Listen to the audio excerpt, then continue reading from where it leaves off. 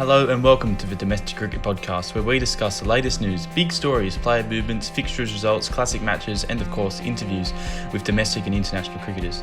So if you're a fan of the Sheffield Shield, One Day Cup, or a cricket fan in general, you'll love this podcast. I'm your co-host Caleb Bland, along with Sam Fitzgibbon. We hope you enjoyed this episode. Hello and welcome back to the Domestic Cricket Podcast. Today we're with Hammy Goodman from Sportsbet, and also a avid domestic cricket loving supporter. Hammy, it's great to have you on the podcast. Finally, it's great to talk to you. Yeah, I know. And I'm sorry I've been such a pain to get a hold of. I'd actually say domestic cricket fan first, Sportsbet employee second. I think you got the wrong way around. But, mate, it's great to be here. I love domestic cricket. We were just talking off air before. You know, I love how niche an interest in domestic cricket is. So I am thrilled to be here and I'm looking forward to getting real weird. It should be good. Fantastic to talk to a like-minded individual, especially someone who is pretty famous around cricketing circles in Australia, you got to say. Well, thank you. You know, as long as you're gambling responsibly, that's all I can ask for. Exactly. Don't forget that. So for those listeners at home who are not familiar with your work, you're currently a creative producer and actor for Sportsbet. Tell us about your current role with Sportsbet and all the little details about what you do, what goes on behind the scenes, because we see a lot of the videos. How much effort actually goes into those? Yeah, I think the term actor there is a pretty loose one, and thank you for that, a real compliment, because I think with a lot of our videos, a lot of the people in particularly the Grubs ones are literally just people we've grabbed from around the office. So, you know, I started there. I've nearly been there 4 years now. I started off as a social content producer, so mainly making memes and covering sports live on Twitter. But that's slowly kind of snowballed into more focusing on video stuff, which is probably what I did for work a little bit prior to sports, but I was involved in sort of TV production and writing. And it's great to be able to combine really niche, like local cricket stuff and, you know, those skills together. I'm really lucky to be able to do that. But, yeah, I love being there. You know, we're on to a bit of a good thing. It seems like the response is quite positive. We have a lot of fun. We love the people that we work with. So the way that it kind of works, I suppose, is there's Rambo from the videos as well. He's our creative director. So in charge of writing our ads and the direction for those, as well as, you know, overseeing the video, you know, scripts and stuff that we do. And then there's myself and a guy called Chris Shard, who's not on screen in as many of the videos. Like we pop him in as an extra in the background sometimes, but he's a bit of a genius. He lives on the Gold Coast, and sort of us three together have kind of written the bulk of the all the Grub stuff pretty much. So we're the creative unit, and then there's like another branch of the team which has got about, I don't know, must have about 6 or 7 people in it. And that people in that team, you've got guys like Hummer, who's in quite a few of the videos, you know, came away with us to the Ashes as well. Wally's in there as well, the skipper.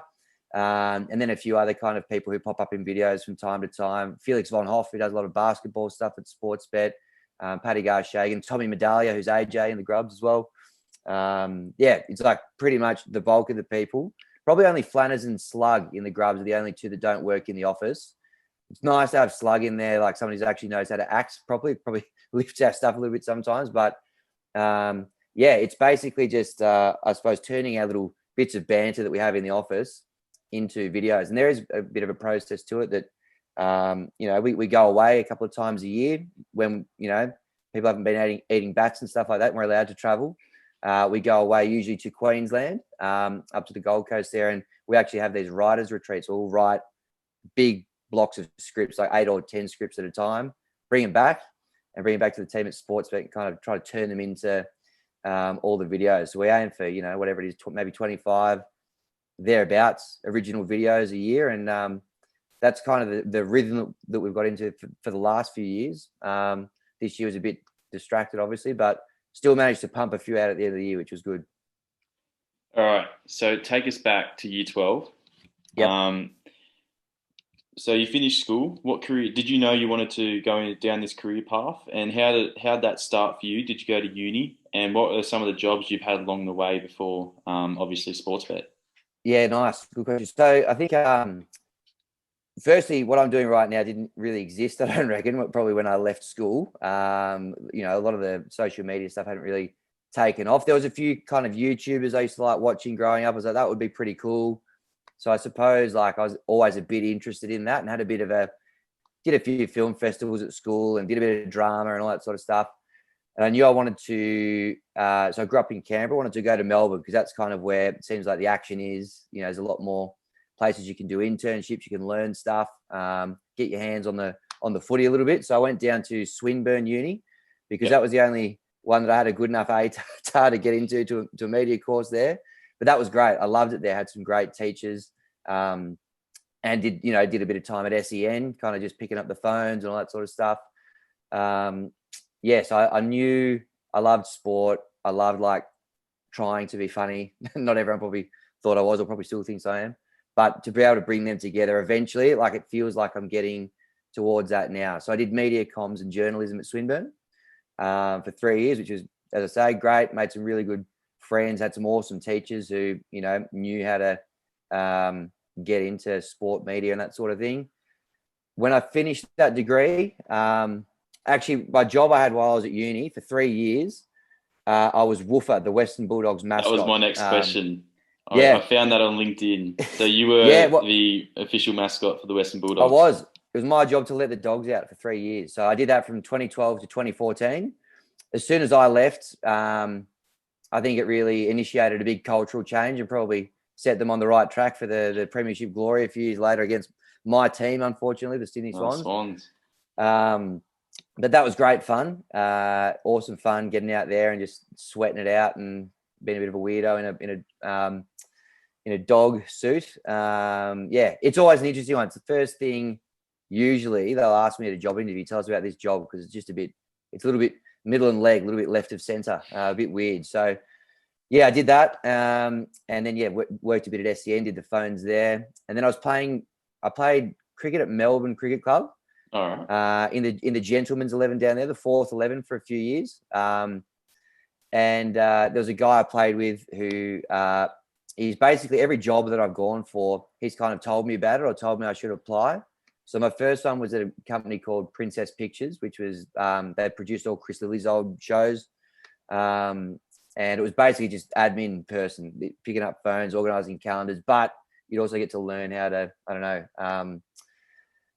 write, produce, get out on set, be an AD, director, all that sort of stuff. So I had 3 years there, loved it, having a great time. But then this guy, Scotty, who actually worked at Sportsbet by that stage, goes, oh, if you want to combine that stuff with a bit of like sport, which I was just dying to get a bit of, because I'd work my normal job, then I'd go home and make memes and watch sport all weekend. And I was like, if I could make money out of that, that'd be awesome. So this social content job came up at Sportsbet. I applied, lucky enough to get it. Whenever these jobs go up, like everyone just wants this job, I think, basically, because it's a cool place to work. You're just watching sport, making gags. So very fortunate to get it. And then, since then, I guess, as I said, it started as the memes, but it's slowly evolved into, event coverage, going over to events or games or boxing matches or World Cups or whatever it is, and just churning out content. And I guess I was quite lucky. I had one of my best mates at uni was studying film and television, Tom Linford, at Motvids, if you want to follow him on Instagram, very funny man. And he now basically, we needed someone to come over when we were doing the World Cup in Russia to film stuff because it was 3 weeks. It was going to be too much of a strain to take a video person from Sportsbet. So he came along, my best mate from uni, filmed it, made some great stuff. They say you can't polish a turd, but Tom has done a great job with the guys at Sportsbet and turning our stuff into watchable stuff. So anyway, he did a great job there. Got a job at Sportsbet permanently after that. And he basically, all the Grubs stuff, he's been the DOP. He's really, like, he does all those, quite often you watch a Grubs video and there's like a weird little, like a zoom in or like a little focus pull that makes the gag like twice as funny. And that's always him kind of coming in and doing his thing. So we're lucky now we've got like writers we like working with, filming and editing people we love working with. Harley Hamer, our director as well, really, really talented guy. We've got this little machine going now that's, it's in a good space. We have fun and we're making lots of stuff. And that's basically, I guess that's how I've kind of got from uni to there. It's a very good story, especially being the Western Bulldogs mascot. That would have been very interesting. But before we get into the Grub stuff, What was your trips like to both Russia for the Football World Cup in 2018 and also the Ashes 2019? What happened on those trips? Any funny memories? And tell us about the both trips. Yeah, well, Russia was. I've just watched Borat 2 today. Obviously, a big fan of Borat 1. I think the original was better than the sequel. Leave your thoughts in the comments below, obviously. But that was my thoughts.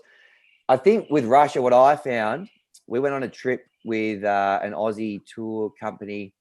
The name escapes me at the moment. It was great, really well run. But we saw the real Russia on that. We'd get on a bus and drive like 10 hours.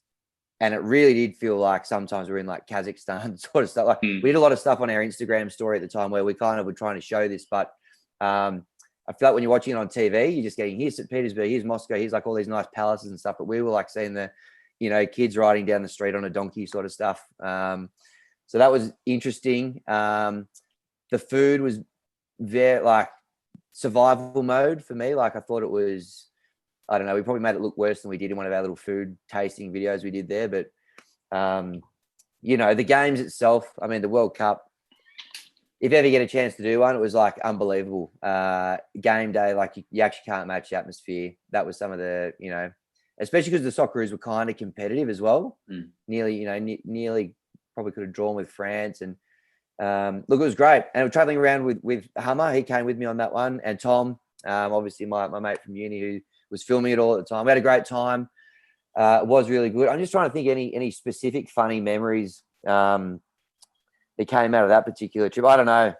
I got to look after everyone. I don't want to get anyone in trouble, but it was a lot of fun. Russia was a weird place. I don't know. You're getting like 3 or 4 hours of darkness, and the sun was like always up. That was a bit of a tough one to get your head around. But I don't know. A lot of fun. Definitely do a World Cup if you get a chance. And those fan TVs that we did after the game, that's probably the first time Sportsbet ever did those. And those seem to be really popular and a lot of fun. And everyone like now at events, like if they see us there, they want to get involved, and that's great. So that was a really cool kind of part of it. And then the Ashes trip was just like, I don't know, boyhood dream. I think everyone who listens to the Domestic Cricket Podcast knows that Ashes over there is like bucket list. You just want to be there, see it all. We only had enough money for 2 tests, which I'm so thankful we were there for 2 tests. Would be great to do like a whole tour, but Edgbaston was unbelievable. You got to go and sit right in the middle of that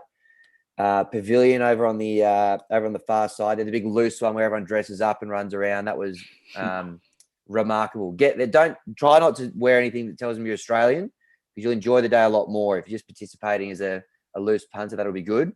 But if you're drawing attention to yourself being from Australia, you probably won't enjoy it as much, I would say. And then Lords, I don't know, Lords was great. First day at Lords, washed out, total washout, not a ball bowled. So that was amazing to be there for that.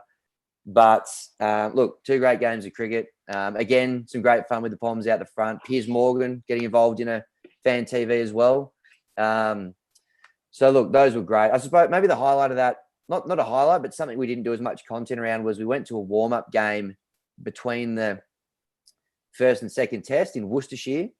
We wore our Grubs kit that day. We had our blazers on and our hats, and we bought the VIP kind of like, you could sit in this little marquee where you just basically got, drinks and a nice meal, and a few Worcestershire players came in and had a chat to you at the lunch break. But we had a great view of the ground, and Travis Head, who on that tour became a friend of the Grubs, scored a ton that day. And we were up on our feet, standing ovation. And before he went and addressed the rest of his team, he actually walked over to the pavilion and sort of was, gesturing at us. So at that moment, Skip decided we better actually induct him as a honorary Grub, and he actually became the first person that we presented an official cap to outside of the inner circle of the Grubs. So I think we were a little bit hampered that day. We were sitting in the sun and drinking wine all day. Probably the content suffered, but that was a good day. I think all the boys would agree on that one. And very niche as well, going to a first-class ground in England to watch a game that's not televised or really spoken about. But again, I think the listeners at this point, they'll really resonate with how niche that is. Hopefully. Yeah, they certainly will. And we'll all be very jealous that we didn't get to do that trip, but hopefully COVID clears up soon, and I'll try and make it to one of the next Ashes over there. and I definitely want to go to a World Cup as well. So, look, we could talk for hours about your trips, but we've got to get onto the Grubs, the East Garden Grubs. So a lot of people would know you best from being in the Grubs 11. Now, how did the Grubs form, and are they an actual side? Because I've heard on the podcast a lot of mentions of you guys actually playing. Are you actually a East Gardens Grubs team, or are you called something else? Well, I've been sort of retired for a few years now. The body starts to play tricks on you when you turn 28. So I only very occasionally would fill in for that team. The boys did play. Skip was an actual skip. Rambo played in the team as well. And then most of the rest of the actual Grubs on the screen have filled in on that team over the years. The boys are having a sabbatical this year. Skip's having some time off down the beach with his lovely wife and his son. And Rambo shacked up as well this year. So I think he's enjoying some time at home with the missus too. And so the boys are having a bit of a year off. But it was a team that played for a couple of years, and it went through a couple of different clubs actually as well. It started at the Ashburton Willows there, I think, for a couple of years. And then it was the South Camberwell Crocs last year and the year before. And the boys won a few premierships in a row. They were going for the 3-peat, but then it really did get into some genuine Grubs territory where it was like 7 blokes turning up on the weekend, just couldn't get it together. And to start a 3-peat from scratch this year, I mean, it's just too much. I think it's too much effort now for everyone. So they've just gone, if we play again, we'll play again. But if not, we won't. But there's a bit of chat going on, I think, maybe to play a few, actually get the proper Grubs to play. Kind of like a bit of a traveling team. I don't know, play against a couple of invitational 11s or, maybe some charity games or stuff like that. Just have a bit of fun, get a couple of our kind of guys we've had in as cameos maybe come and join in as well. Would be kind of cool. But for now, the boys are kind of semi, and I would say probably a little bit more over 50% retired than coming back. But I would say, when COVID clears up, there's probably going to be a few. If you want to put yourself through the pain of coming to watch us play cricket, I think there will be a chance at some stage to do that. So, we'll get you posted. So was that down in Melbourne, local comp down there? Yes, down in Melbourne. And this is the lowest grade that you could play. This is the lowest standard. Basically, the stuff in the videos is basically that. That's pretty much what was being served up by both opposition and the Grubs in these comps. So it was just 3rd or 4th grade synthetic around, I don't know, suburban Melbourne. All right. So this is going to open up a few old scars and wounds for you, I think, Hammy. But my therapist said it would be good for me. So all right. So obviously you feature heavily on the Sportsbet cricket podcast called Free Slips No Cover. Excellent podcast. Thank you. Go and check it out if you haven't already, but I'm sure everyone on here already has.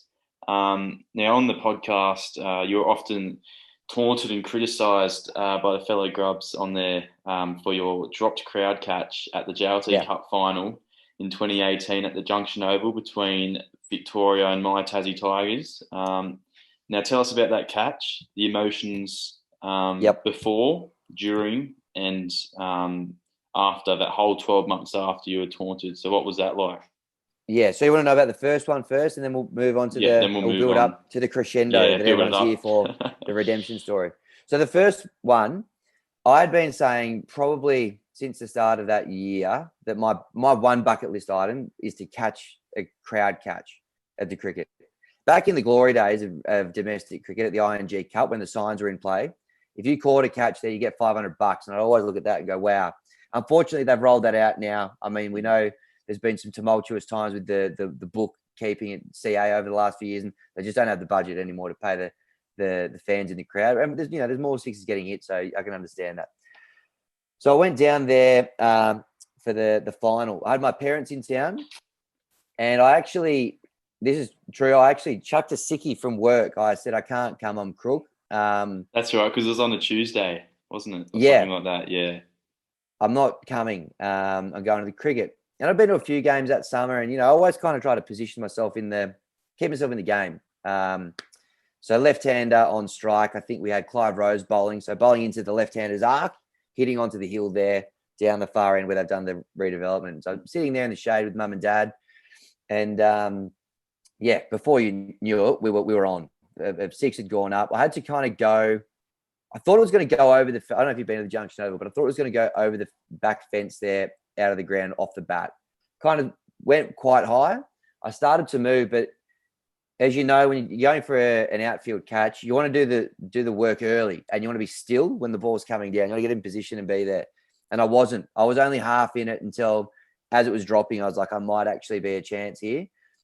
Spoiled the picnic behind me, dived straight into that, and had it in the hands. But as it hit the turf, as we all know, it went down. So I was absolutely spewing. That was probably my one chance. I'd been to, I don't know how many games of cricket over the years, hundreds. And that was the one opportunity I'd had to do what I'd always wanted to do. And my phone, as you can imagine, went from about 95% battery to about 2% in the space of 20 minutes as everyone was just cyberbullying me. I will say that's probably the biggest spike of followers I've ever had, dropping a catch and embarrassing myself on TV. It went berserk. And there's probably no worse place you could work than Sportsbet as well. And also, doing some cricket content, I suppose, because the offices in Sportsbet, they're kind of like, they got all these TVs everywhere, and there's, a couple of hundred people in there, and they were all on the one-day finals. So my cover had been blown. My boss, everyone, they were all sending me videos and photos of it. All the boys in the content team, they clipped it up, they posted it, they embarrassed me, and they relentlessly bullied me about it for, as you say, it was almost a year to the day, maybe a little bit more. And then, I got back on the horse about a year and a week later, went back down to the JLT Cup. No parents this time. They'd obviously stopped talking to me since I dropped a catch and embarrassed them on television. My dad was a former domestic cricketer and a cricket coach, so he was he's ropeable at my performance. We'll stop you there. You got it. So who's your dad and who did he play for? Well, his name's Gary Goodman, and if you've got to spare 6 hours on the podcast one game, you should definitely ask him about it. He played for your Tassie Tigers for quite a while, on and off for about a decade. He had a year or two with the Redbacks as well. He's still a coach here in Canberra, coaches East Lake Cricket Club and Maris College as well. And the poor guy, I mean, there hasn't been a worse return on investments for throwdowns given to a son probably than me ever. So my apologies to him.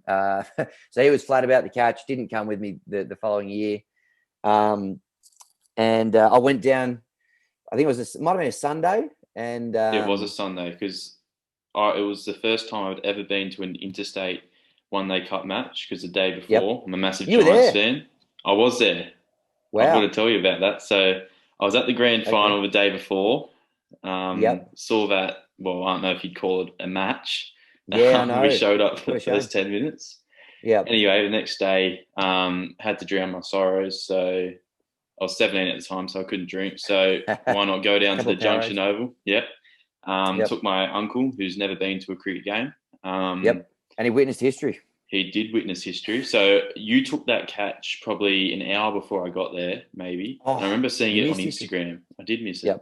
But on the way out of the ground, because we left about half an hour before the game ended, I walked past you and Rambo, and I recognised you two, and I realised you'd just taken the catch. And I remember saying something to you, and you said, "Yeah, cheers, mate. Thanks for the compliment or whatever." I must have said, like, great catch or something.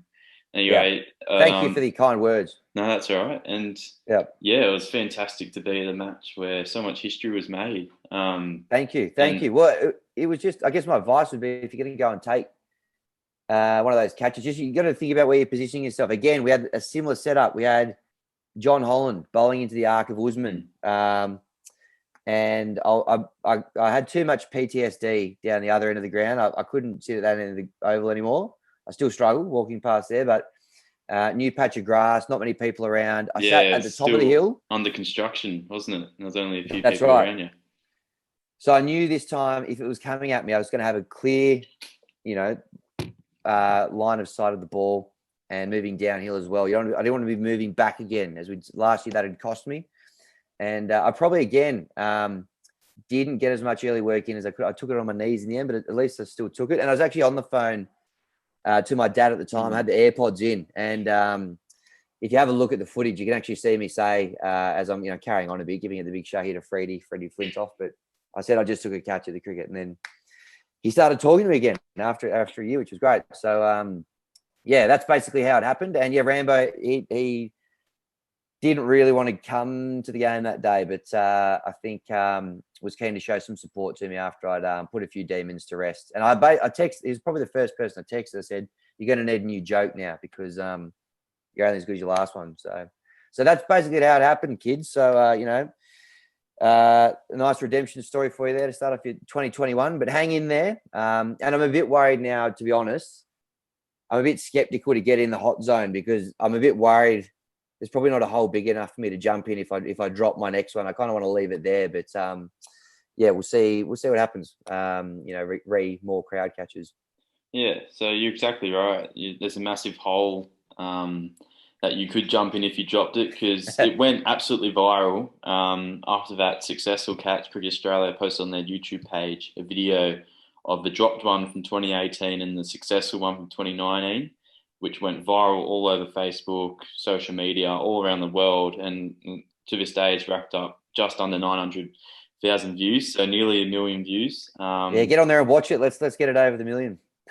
I watch it, to be fair, a couple of times a day, so it'll get to 1 million at some stage. It's a great success story for anyone down in the dumps, I must say. So do you ever get people coming up to you purely because they've seen that video, or is it always because they know you're from the Grubs? I'm not. I don't know. I suppose it's probably Grubs things. I think probably they're a bit. I don't know. Probably a bit weirder, or they're a bit funnier. Things stick in your mind a bit more. Little weird one-liners or quotes or things like that. But whatever it might be, it's just good to see people kind of enjoying their domestic cricket or their local cricket, or getting around whatever it is that we do, because we love doing it. A lot of it's like, a lot of the gags are like almost not even gags. It's literally just like, what is something that sad cricket people say, frustrated playing, or they're not very good, or it's basically just stuff that you hear. So it's really true stuff that a lot of people kind of get, because a lot of us aren't very good. Not unfortunately, like we'd all love to be playing Big Bash or for Australia or whatever it is, but we're not. So I think that's what kind of why people resonate with it. They're like, I also am not very good at cricket, and this happens to me. And maybe some people have dropped a catch at the game or any that sort of stuff as well. So yeah, whatever it might be that people kind of get around, whether it's whoever it is, any of the Grubs, it's just great that it's people are connecting with it. So in my books, and anyone who watches the Domestic Cricket Podcast, attending multiple one-day cup matches makes you a dedicated domestic cricket buff. So how many matches do you reckon you've been to throughout your whole life? What was your first one? Obviously, you're wearing a Canberra Comets jersey. Bring them back. Bring them back. I've been saying that for the past 5 years. Bring them back, and bring back the CA11 while I had it. Let's have an 8-10 comp. Yes, that is so I've got a CA11 jersey that Ryan Lees, a Tasmanian cricketer, kindly gave to me. He's been on the podcast, and to some people that would probably be one of the two rarest cricket jerseys going around, let alone one-day cup jerseys going around. But you've managed to outdo me, I reckon, here with a Canberra Comets Mercantile Mutual Cup shirt from around 2000, circa 2000. A lot of people would be paying a lot of good money for that, and it seems in pretty good nick.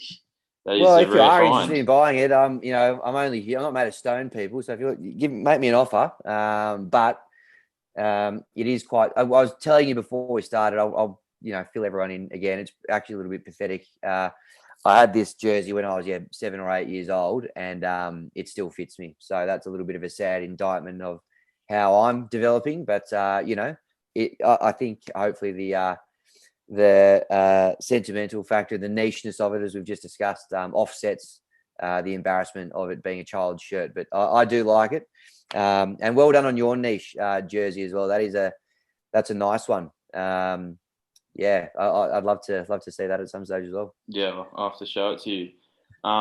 So back to the question: when was your first match? How many matches do you reckon you've been to?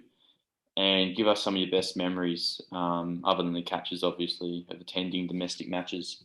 Yep. All right. Domestic matches. Well, so the reason we initially moved up from Tassie, I was born in Tassie and moved to Canberra, was my father got a admin role with the Comets. He was actually kind of sort of running the show there for a couple of years while they were in the Mercantile Mutual Cup for a couple of seasons.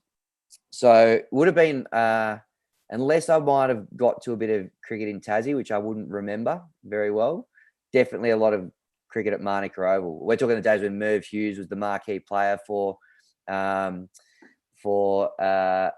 Comets, and we've been lucky enough to work with Merv again at Sportsbet with the Grubs, with the chopper parody. He was outstanding. I think he should do a bit more acting. But one of my best memories, I reckon, I don't know about a number of domestic matches, but I am like, when I moved to Melbourne, I think like long form cricket is my happy place, whether it's Shield or whatever it is. I think it's just a good space where I don't need other people to go even sometimes, and people might go, "You loser," but whack a podcast in, sit there in the sun. It's just a nice way to kind of just like slow down and, Yeah, you're not alone there, Hammy. I do. I've been doing that for the past 5 years. Yeah. You know what I mean? Just immerse yourself in the atmosphere, something that you love. Yeah, that's exactly. Right. Just get the cricket basically straight into your veins. And I'll listen to. I'm a big fan of the Final Word cricket podcast, Jeff Lemon and Adam Collins. I feel like that's a really hard hitting one. You actually get what is actually going on in the world of cricket. You get really filled in with that. So I'll whack that in. I'll go down. I'll take my copy of whatever the latest cricket autobiography is at the time as well. Flick that between the overs. And I don't know. I couldn't put a number, but I would not be surprised if I was getting up towards. I'd have to be getting close to 100, if not over 100 domestic games in all forms. Obviously, back in the day, Mercantile Mutual. I'd probably get myself to about, I'd say, half a dozen at least Big Bash games a season. Mm-hmm. Back in the day, maybe more. I was always mooching tickets off guys that were playing in the Big Bash at Melbourne when I first moved down. I was always that guy. You got a couple? Can you give me a few? And they were great. They, generally would oblige. And yeah, so I would not be surprised if I'd cracked the three figures. I'm sorry I can't give you a specific number, but I reckon probably my favourite memory of domestic cricket would be one of these ones going to see the Comets play. And I was only very young. I was 5 or 6 years old. The Comets had a very rare win at a game, and it might have been against Tassie as well. So Dad goes, "I'll take you into the rooms. This is quite special when there's a win. Things kick off in the rooms." So he walked me in and introduced me to Merv. And he goes, "Merv, this is my son. Can we get a photo, whatever?" He goes, "Yeah, no worries. Does he want a beer?" And Dad goes, "Merv, he's 6 years old." He goes, "Oh, right, sorry. Light beer." And I always thought that was quite, very classic Merv, very funny. I don't know. That's probably just one little bit out of the box that a lot of other people probably would have had at the domestic cricket, but that one was good. And the other one was it wasn't necessarily a domestic game, but it was a India touring 11 versus like a CA 11 before a test series. 23rd, might have been 20, just when I got back, 2011, I reckon. We'll definitely Dave Warner was that. captaining. Very niche, yeah. Yes, Dave Warner was captaining at Manuka Oval. I just got back from being away overseas for a year. And me and my mate, his name's actually Steve Smith, not to be confused with the GOAT batsman, but we took a inflatable pool down, sat it in front of the Jack Fingleton scoreboard, filled it up, parked in there for the day. We got a beautiful photo taken of us by the Crick Info photographer, and we were actually the banner photo on the Crick Info page for 24 hours or something like that. So to that point, that was a bit of a highlight for me as well. So hopefully, as I say, not domestic, but hopefully niche enough to be passable as a story as well. 100% is. And how did you manage to fill up the pool inside a stadium, or did you do it from the outside? It was a simpler time, to be honest, back in the day. I was there, as I say, like a week ago for the Big Bash. Like, there's no chance you'd be allowed to do that anymore. But this was one of those games where really only the rusted on, diehard weirdos were going to be there. There would have only been about 50 people max in the whole ground. So we just took it over there. I think we might have known one of the groundsmen. So we kind of had a bit of an in there with a hose, just blew it up and away we went. Made for good content though, so no regrets at all. So speaking of niche matches, what's the nichest match you've been to? Like, are we talking Toyota Futures League second 11 matches, that level? What's your nichest? I've been to one of them. I saw the Comets play against New South Wales when a 17-year-old Usman Khawaja peeled off a double ton. And there was one of Dad's mates was there. I think he was involved with the coaching stuff. He goes, this kid's a gun. He's going to play like Test cricket, have a look at him. And we probably stayed for 2 or 3 hours and he was just smoking him. Where was that game at Monica? That was at Monica. Yep. That was at Monica. I'd have to dig the exact stats up, but I'm pretty sure that's what happened. He was just like class above. So that's pretty niche. When I was in the UK, I went to some pretty niche, like 40 over games over there at the Oval. I watched a fair bit of Surrey playing against like Leicestershire when like Matthew Hoggard was still rolling around at, the age of 45 or whatever. Sending his little 115 kilometer thing down. So I don't know. Anyway, I've probably, if you name it, I've probably sadly been there, but again, no regrets. Yeah, no regrets. Nothing sad about it at all. So I've got a few quick fire questions here. So away we go. First one. Yep. If you go to any ground to watch cricket in Australia, where would it be? Any ground in Australia to watch cricket? Good question. I'm a big fan of the SCG. Won't be going this year. Just want to, I know we're allowed to, but I think I'm just going to play a bit of a straight bat on that one. Yeah. I like the mix of tradition and, new, like I'm so glad that they've kept the ladies in the members pavilion. But yeah, I've been to all the grounds. I didn't mention actually before when you're asking me about I know these are supposed to be quick questions.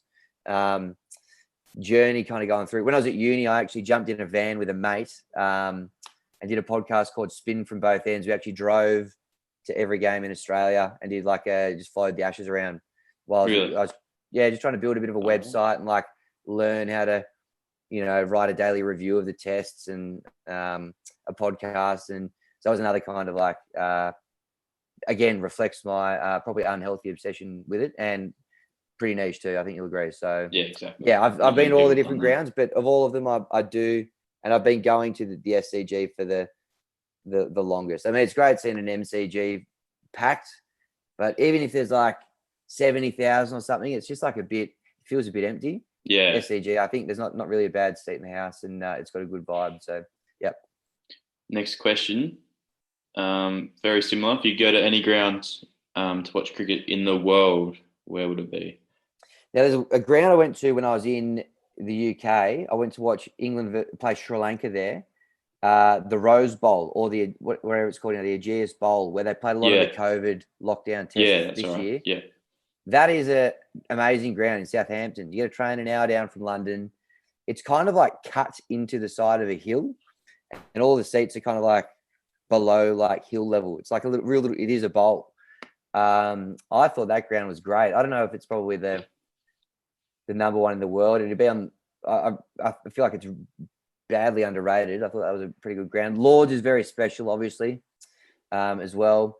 I'd love to get over to like some IPL at like Eden Gardens or one of those ones that just goes absolutely nuts. I think that would be pretty great.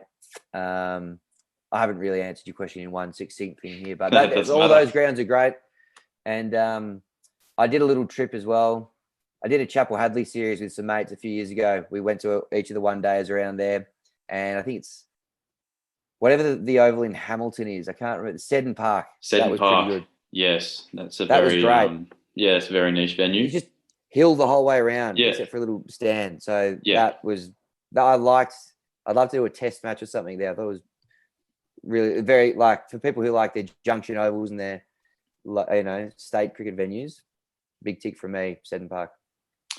All right, so obviously working with Sportsbet, especially in the cricket department, you would have heard a few great sledges. What are your top three? Oh, geez. Top three sledges. The thing about sledges is they're actually really hard. And when we're even trying to write them, we're like, this is hard because you don't actually hear that many good sledges, like ever. And the ones that you do hear or read, they generally ask the people about them later, and they've been embellished, or someone will confirm that it wasn't exactly, like the Herschel Gibbs, you just dropped the World Cup. Apparently, Steve was a great sledge, but didn't actually say it. Yeah, a lot of them are being debunked. Like yeah, or like kind of watered down. Wasn't as funny. It's just grown over time. Yeah, and I don't mind that. I'm happy to let don't let the truth get in the way of good sledge. I always reckon. There was one that was like, I think Dad told me about a backfired one that he pulled out one day. That had a couple of quicks bowling, or there might have been someone bowling at him, and they're all getting into like, what's that brown stain on the back of your pants? And whoever it was, like, snapped back pretty quickly. They were like, same as the stuff coming out of your mouth. And then all the everyone turned on the guy in the field that had said it, and they were all getting him. So I don't know, thinking on your feet like that's pretty sharp. But yeah, I don't know. I don't know if I can give you a top three. But yeah, I don't know. If you're stuck for some cringeworthy material, flick through any number of the mic'd up ones we've done at Sportsbet, or the intervention one. There's some pretty average stuff in there. If you're stuck at a loose end, you can always dip in and use a bit of that. Is there any that stick out to you? Have you got even one good one that you just think that's a zinger that you've heard out on the field? Look at what this is probably more cringeworthy than any of the Grubs stuff, but I remember my my last grand final in junior cricket. We ended up rolling this team for 27. It was over in an hour. Nice. Anyway, were you playing India? Yeah, it felt like it. So I was in close, kind of silly mid on. How old I would have been? 15, 16. Anyway, this was at the time where Malcolm Turnbull had just been thrown out of office, basically. Political. Anyway, I like it already. Yeah, political in year 10. So not everyone understood it, but I think it was something like these batsmen are out to be faster than an Aussie Prime Minister or something like that. Just nice. Chirpy off the top. How does he keep up with the news like that? I like the I like that on the modern button kind of stuff. Yeah, it is cutting edge stuff. Yeah, but as I say, it is hard, isn't it? But if you can weave a bit of newsworthy stuff in there like you have, that's good stuff. But I think the best international one was definitely, we probably shouldn't say it on this podcast. It's probably not appropriate, but the Glenn McGravie, Edo Brandes sledge. I don't know if you've heard it, but yeah, probably not appropriate, but yeah, fantastic. We'll have to edit this out, Sam. And that's probably the best international one I've heard. But I've probably 5-6 times I've just been bored and I've gone on the internet, typed up top 10 best sledges. You can't find any because they're so hard to come by, and it's just usually the repetitive ones like more leaves in a tree and that old garbage. You've really got to be creative to get some singers. Time and a place for those odds though. Yeah, there certainly is. All right. I like to just kind of go through those ones, I guess. Like, what are the ones that you've heard a million times?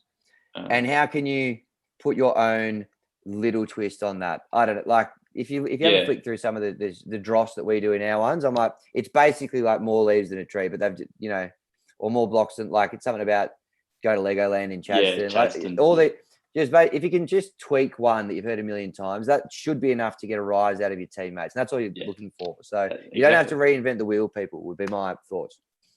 All right, next quick fire question. Should be an easy answer. Hope it's the right one. No pressure, Hammy. The Big Bash or the One Day Cup? The One Day Cup. I mean, seriously. Great answer. And let's get the comments back in there, please. All and right. let's stop sponsoring it by Marsh because Yeah. Well, actually, it's technically still JLT. It's just that Marsh took over. But I'd like it to go back to the Matador Cup. When they had the grill on the hill, and we'll get to that very soon. All right, next question. Yep. Your favourite one-day kit of all time? And I think you're wearing it, but what's yours? Yeah, I mean, so we're talking domestic or everywhere? Domestic. And then we'll go to international as well. But first, one-day cup kit, because obviously the Shield kit's very hard to distinguish. Yeah. I think the Comets one's obviously got a special place in my heart. I did like the Tassie Tigers one. Back when they used to have the kind of the big logo of the whatever the animal or whatever it was there. I kind of liked it when it had that big, like the tiger with the big like, tiger head. I don't know. that thing. And the That was claws. pretty striking.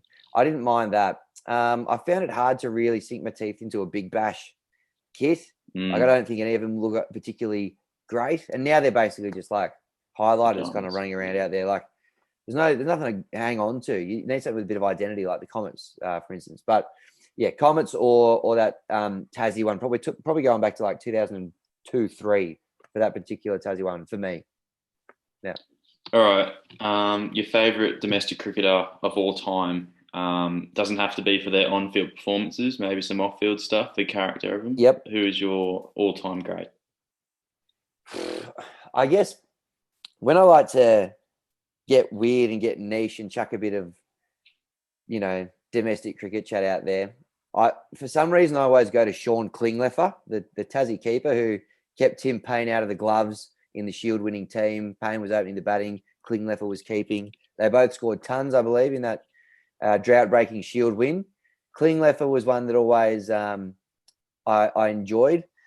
Mark Cosgrove, I mean, what's not to love? Exactly. If he's listening, we're keen to do something with Mark at some point.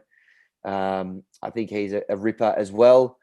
I guess either of those two are pretty good. Maybe Ryan Campbell as well. Kind of got the scoop shot in vogue.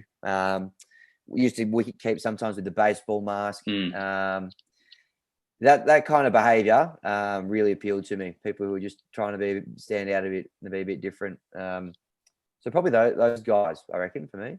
I think that's what makes the Shield and One Day Cup so great, is you get these genuine characters who wouldn't make an Australian side, probably because they're not quite good enough with the bat or ball, or just because of their off-field antics or on-field antics. But that's the great thing about the domestic comps. Absolutely. And Agreed. Next question. Now, you're 28, so you can have a genuine go at this question. I probably can't. I'm a bit too young.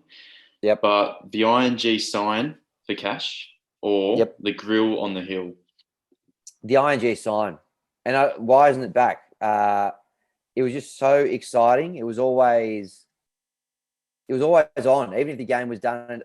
Sometimes I think we need to have things around that, like when the game's a little bit over and it's petering out. And this is why things like the One Day Cup have diminished over the years. Big Bash, it's a bit shorter, so if the game's not as good, it doesn't go for as long. You don't need to keep people's attention that much. But stuff like the sign, that's always in play for me. So you're going to sit there and you never know. Like the guy batting at number 10 might come out and hit the sign, 50 grand for the team. So exciting. Grill on the hill, great. And I probably would have liked it after my second catch. After my first catch, I probably would have hated it even more. So I don't know. The sign for me, it was a fascinating innovation. I would love to see it come back in some form. So sign. All right. Now, I don't know if you know, but I'm a very big supporter of Zimbabwe cricket. I've got a signed 2001 Zimbabwe one-day shirt by the whole squad just over in the corner there, with a signed bat from the same series to go with it when they came over in 2001. Nice. So this question, Yep. I'm not sure how it will go because obviously we've been hitting some pretty niche areas. Yep. But obviously you're Australian, so I can't see you going past one of them. You got to choose who's the greatest, or out of the greatest two. There's obviously Kumar Sangakkara and a few others who would potentially make it, but the greatest keeper batsman in Test cricket and one day cricket as well, Andy Flower or Adam Gilchrist? I'm actually going to go option C, to Tender Taibu, for my answer. I love that even more. Because I don't know what it is about us niche cricket fans, but for some reason I had a real thing for Zimbabwean cricket as well. They came over here in like 2003-4 for a try series, and actually they got pretty close to winning probably two of those games. And CA have just shared the highlights of those now, which are well worth a watch.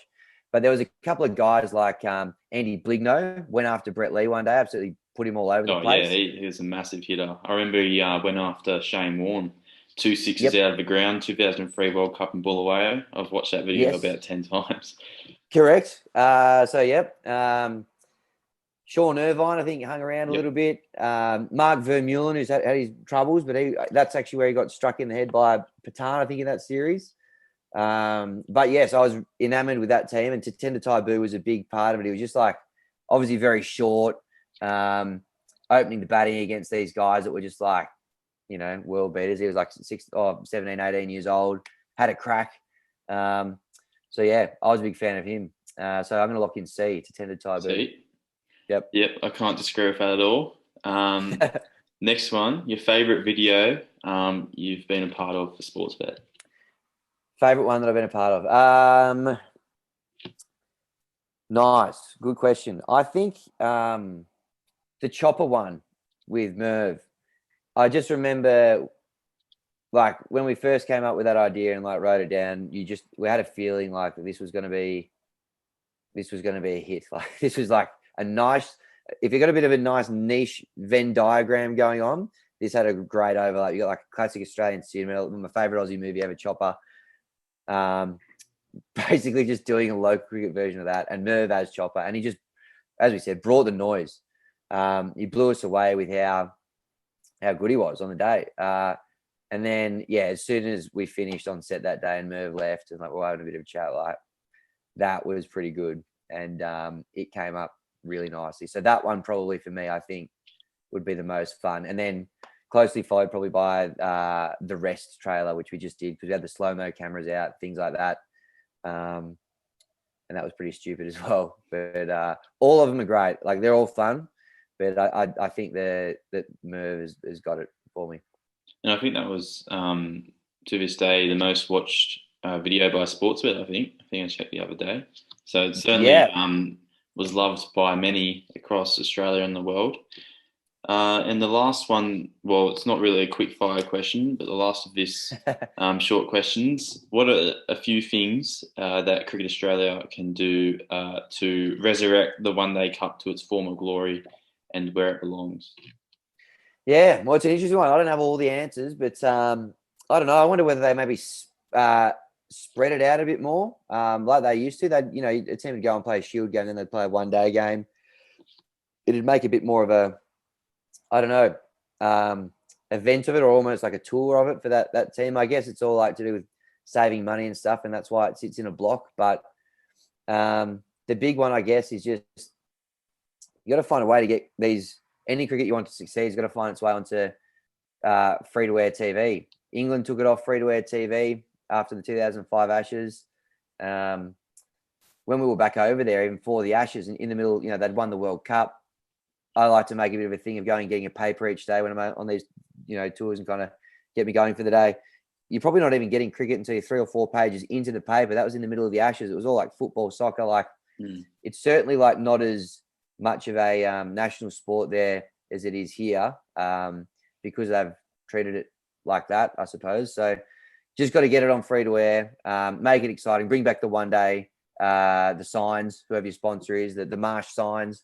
Sex it up a bit like that, and fingers crossed it goes well. Play it as well at the niche grounds. I just feel like the niche community will embrace the One Day Cup more than it's being given. Probably, maybe the thing is just give up on the masses. Like this is not one that the masses or the new to cricket are going to get around. This is for your rusted on cricket fans. Satisfy them. Give us the Junction Ovals, the Manuka Ovals, the smaller grounds. Get your signs up. Let us sit on the hill. Pay us if we take a catch, and get it back to the old days because it was, geez, it was good for a while there.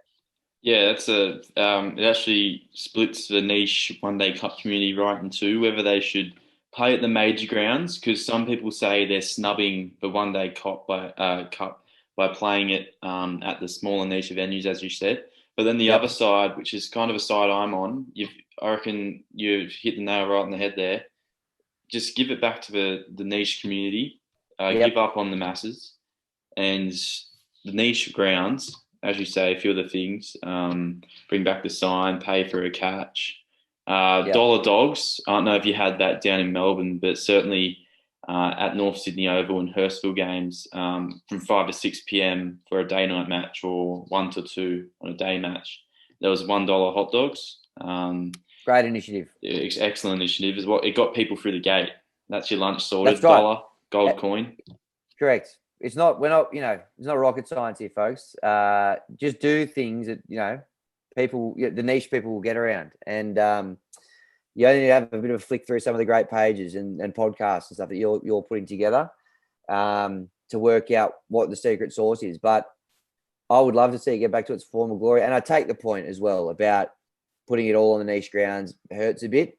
Maybe play a couple of big ticket ones or your finals at a big proper ground. I've got no dramas with that. There's a few of the niche grounds they go to, like your Bankstowns and stuff, I'm not as sold on.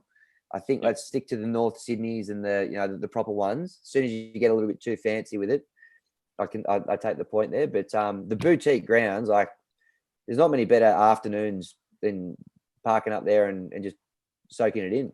Yeah, exactly. Now, before we let you go, we've got one last big question. There's a big mockumentary coming out. You touched on it earlier, called The Rest, which has taken the mickey out of the Test, which is obviously a very popular TV series that documented the Australian cricket team for a few years there. Recently came out. Are there any sneak peeks you can give our listeners? And what's the release date that we're looking at? Because we've had a few trailers and a few sneak peeks come out. When are we looking at? Well, I keep your eye on these sneak peeks. There's definitely a few more of those coming in the new year. I don't want to kind of give them away too much, but we've tried to go after a couple of the the iconic scenes from the actual doco, just to whet the appetite a little bit. But yeah, I think there's a few guys back on deck at work this week. I'm taking another week off, just looking after myself. Enjoy the next test without the pressures of having to. Actually, maybe I will go back because I kind of can tap away and do some coverage while that's happening. But I think there might be a couple more coming this week. So keep your eyes. And if it's not this week, it will definitely be. Actually, it will be. It'll be the end of this week. There's more Grub stuff coming. So it's not far away. Well, Hammy, it's been excellent chatting to you. And not only are you well known for your Grub stuff, but well known in the niche One Day Cup and Shield communities as an avid One Day Cup and Sheffield Shield advocate, keeping the game the greatest competitions of all strong. It's been excellent talking to you, chatting about everything one day cricket and obviously the Shield and your career with Sportsbet as well. So thanks for joining us on the Domestic Cricket Podcast.